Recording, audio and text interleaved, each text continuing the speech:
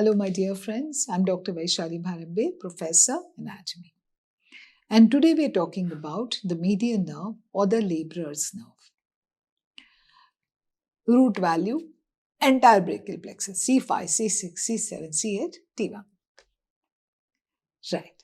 So you're looking at this rather unhappy looking man. He's having a bandage on his wrist. Okay, he comes with wrist pain, numb fingers. He's probably a computer professional, could be a dentist also. And you start to think, is he having carpal tunnel syndrome? Then, how can you explain his symptoms, okay, based on the anatomy of median nerve? How can you be sure that he's having carpal tunnel syndrome?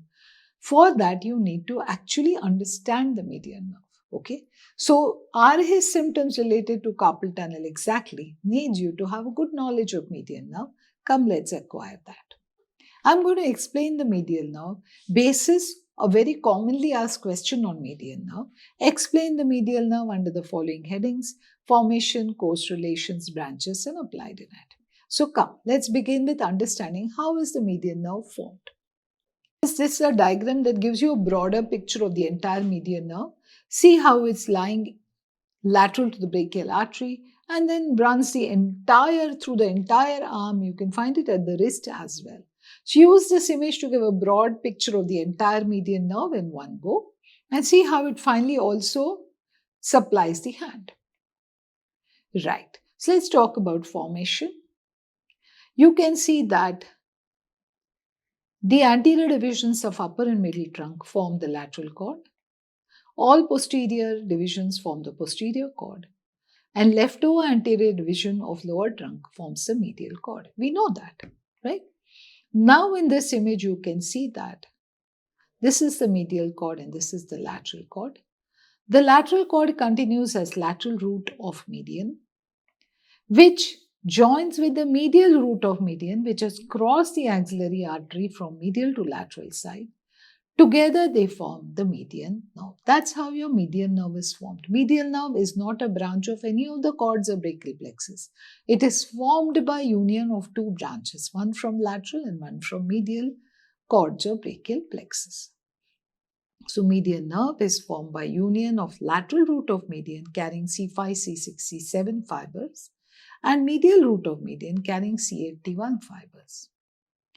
Note, at this point, your formation is complete. You must add one diagram of brachial nerve plexus to actually get marks for formation.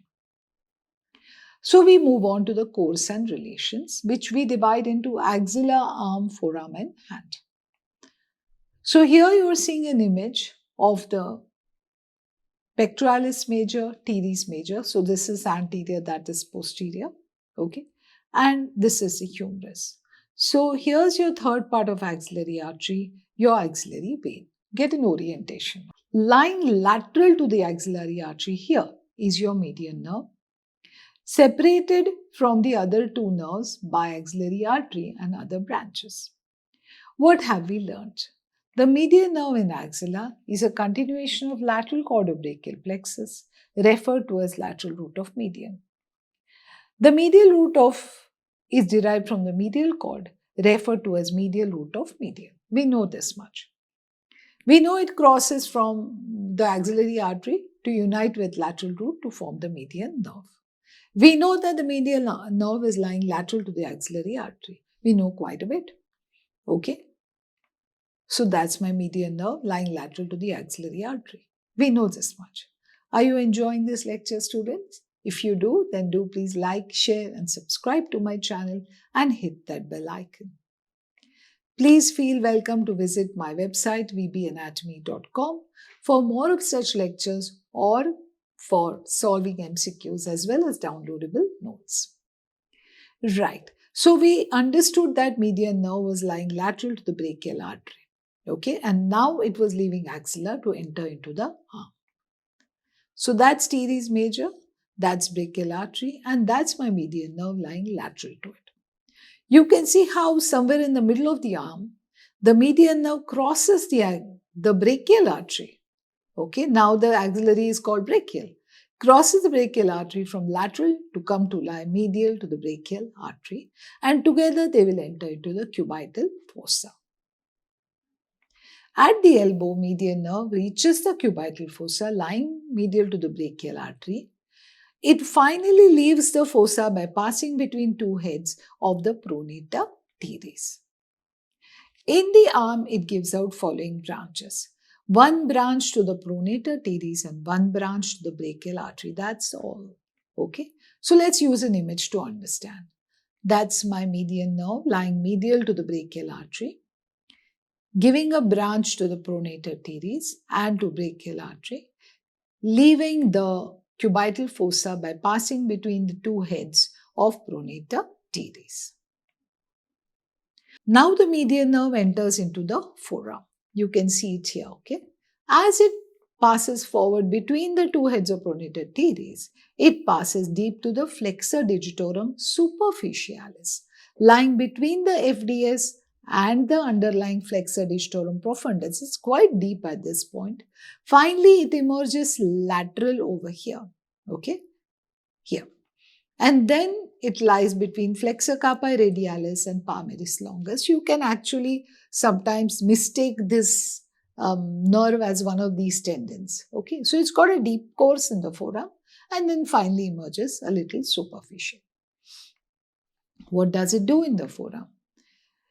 In the cubital fossa, it gives one more branch to pronator teres, flexor carpi radialis, palmaris longus, and flexor digitorum superficialis.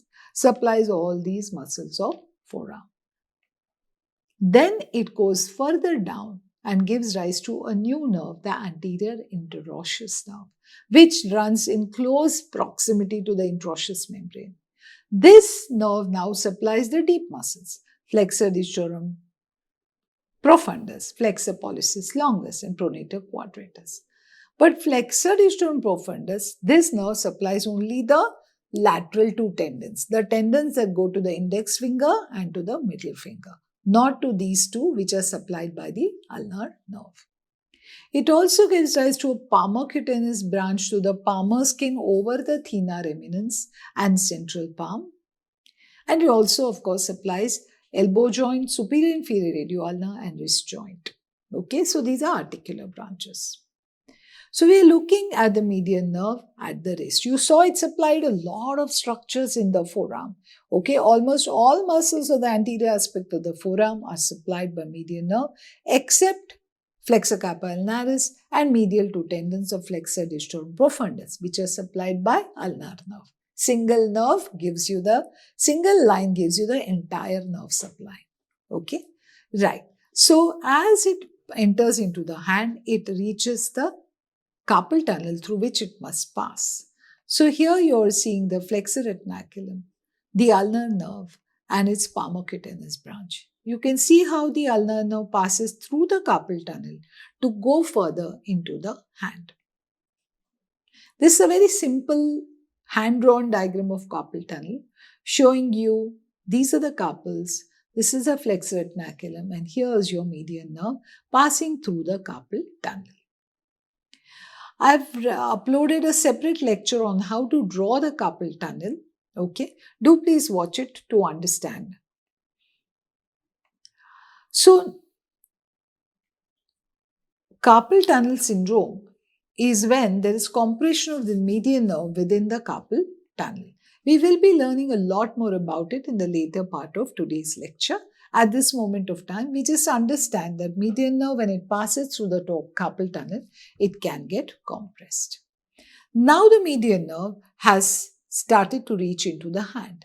Just before it reached into the hand, you must remember it gave rise to a palmocutaneous branch, passed through carpal tunnel, emerged distally. When it emerged distally, you can see it giving rise to a recurrent branch and dividing into a medial and lateral division. Okay, so one recurrent branch, then medial and lateral divisions. Let's understand the rest of the anatomy. So what you're seeing here is proximal to flexor retinaculum, it's given a palmocutaneous. We've logged it in our brain. Beyond the flexor retinaculum, it's giving rise to a recurrent branch, then dividing into medial and lateral branches. Okay, the lateral branch divides into three branches. Two go to your pollux and one goes to your index finger. Okay, the one that is supplying index finger is also supplying the first lumbrical. See, the diagrams are self-explanatory and very simple to follow. The medial branch similarly divides into two common palmar distal branches. They will go, one of them also supplies the second lumbrical. Okay, so you can see these are the two common distals, and then as they reach the individual gaps, they supply adjacent sides of the index and middle finger and middle and ring finger. Very simple, explained better by diagrams than me by explaining about them. Note that the palmar distal branches supply the skin of the digits and also supply the dorsal part of the distal two phalanges. Okay, so they supply, see, they supply like this. They supply here and they turn around and supply here. Got it? They also, of course, supply the joints. Why do we discuss distribution of median nerve so much in detail? Because they will decide symptoms of compression. That's why we need to know the details, right? So let's go to applied anatomy and begin to talk about the first symptom or first condition, carpal tunnel syndrome. Okay, numbness, tingling, and pain in the digits. Okay, thumb, index, middle finger, radial half of ring finger. Symptoms are worse at night. Because of excessive wrist actions, you will find the patient has exacerbation of symptoms. Weakness and atrophy of thenar muscles. Patient has history of being dentist, computer specialist, all the time using their hands. Okay. Will you get numbness in the palm also? You are saying you're getting numbness in the fingers. Will you get numbness in the palm also in case of carpal tunnel? That's the question. Right. So what you do is you carry out what is called as Tinel's sign. You just tap over the area which you think is the medial nerve, and the whole distribution of the nerve begins to tingle. Okay, that's Tinel's sign. Let's talk about Fallon's maneuver. What is it? When you use your hand and you do unforced flexion for up to 1 minute, the symptoms of carpal tunnel become obvious. So this is a way of proving the carpal tunnel syndrome. A surgical procedure with a longitudinal incision through the flexor retinaculum often relieves the distress of carpal tunnel syndrome. A separate lecture on carpal tunnel syndrome was released by VB Anatomy. Do please watch it to learn further details. Let's talk about this laborer's nerve. It's also called as laborer's nerve. Why? Why is it called so? Now you can see that most of the coarse movements of the forearm are controlled by the median nerve. The median nerve controls the powerful power of the forearm muscles and the power of the grip of the hand because it supplies the pollex finger. So that's why it's called as the laborer's nerve, because it's involved in all the muscles that need heavy action. Right. Let's talk about now hand of benediction. It's a very sweet name for a paralysis of a nerve. It's a high median nerve injury. When the patient attempts to make a fist, the index and the middle finger fail to flex. This is because your flexor digitorum superficialis and lateral half of flexor digitorum profundus are paralyzed. This resembles a hand of a priest who is blessing you, and hence it's called hand of benediction. A separate lecture on this has been released by VB Anatomy. Do please watch this to understand details. Let's talk about the last, ape thumb deformity. This is seen in median nerve injury at the close to the wrist. This is due to paralysis of thenar muscles. The thenar muscles become atrophied. The thumb lies in the same, see, your thumb is moved like this by opposition, right? Now the opposition muscle is paralyzed. So what will happen? The thumb will lie in the same plane as the rest of the hand, see, like this. The thenar muscles are flattened. And what you get is a palm that very much resembles the palm of an ape. And that is why it's called as an ape thumb deformity. The thumb is right there, flat. Ape thumb deformity. There. So this is a line diagram that shows you the entire median nerve divided into axilla, arm, forearm and hand. Do please use the diagram to help you understand the nerve in one image. I hope you liked this lecture, and if you did, then do please like, share and subscribe to my channel and hit that bell icon. Of course, please visit my website vbanatomy.com. It has a lot of detailed lectures, downloadable notes, surgical anatomy videos, histology lectures. Come test your knowledge via our MCQ section. Link is in the description section. Separate lectures have been released on radial nerve as well as ulnar nerve. Watch those also. Knowledge and readiness to solve 3 LAQs, ulnar nerve, median nerve, radial nerve, is an important part of your prep for superior extremity examination.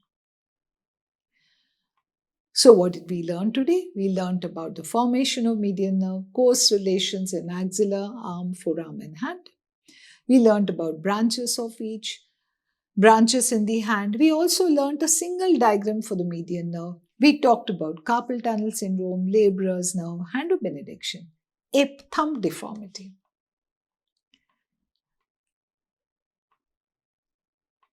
Finally, this is a question we attempted, and I hope you're able to solve that question. Visit my website for more lectures. I hope you enjoyed this one. Thank you. Bye.